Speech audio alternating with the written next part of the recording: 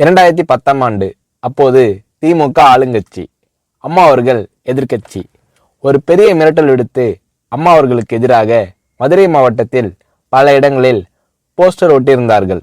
அந்த போஸ்டரில் அம்மா அவர்கள் மதுரைக்கு வந்தால் திரும்பி செல்ல மாட்டார், மதுரைக்கு அம்மா அவர்கள் வரக்கூடாது என்று மதுரை மாவட்டத்தில் பல இடங்களில் அந்த போஸ்டரை ஒட்டி பெரிய மிரட்டல் எல்லாம் கொடுத்தார்கள். அதேபோல் ஜெயா டிவிக்கும் மிரட்டல் தொலைபேசிகள், மிரட்டல் கடிதங்கள் வந்து கொண்டிருந்தது. ஜெயா டிவியின் செய்தி பிரிவினர் இந்த மிரட்டல்களை பற்றியெல்லாம் தியாகத்தலைவி சின்னம்மா அவர்களிடம் சொல்லி அம்மா அவர்களின் கவனத்திற்கு கொண்டு சென்றார்கள். அம்மா அவர்கள் துணிச்சல், வீரம், கம்பீரம் இவற்றின் ஒட்டுமொத்த உருவம். அதனால் புரட்சி தலைவி அம்மா அவர்கள், நான் மதுரைக்கு போய் தீருவேன், பொதுக்கூட்டத்தில் பேசியே தீருவேன், எது நடந்தாலும் எதிர்கொள்கிறேன் என்று சொல்கிறார்கள்.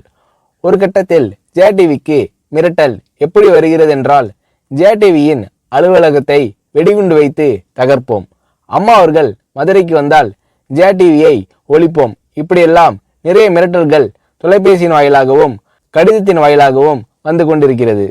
இந்த மிரட்டல்களை எல்லாம் கடந்து அம்மா அவர்கள் மதுரைக்கு சென்று பிரம்மாண்டமான பொதுக்கூட்டத்தில் லட்சக்கணக்கான மக்கள் மத்தியில் எழுச்சி உரையாற்றும் போது, ஒரு எதிர்க்கட்சியின் தலைவி என்ற முறையில் என்னை நீங்கள் மிரட்டுங்கள், ஒரு எதிர்க்கட்சியினை நான் நடத்துகிறேன் என்பதற்காக கழகத்தை மிரட்டுங்கள், ஜெயா டிவியை எதற்காக மிரட்டுகிறீர்கள், ஜெயா டிவியின் அலுவலகத்தை நீங்கள் தகர்ப்பீர்களா, ஜெயா டிவியை நீங்கள் ஒழித்து கட்டிவிடுவீர்களா, பார்க்கலாமா, ஜெயா டிவியை ஒழித்து கட்டிவிட்டால் என்னுடைய அரசியல் குரலை ஒழித்து விடலாம் என்று கனவு காணுகிறீர்களா?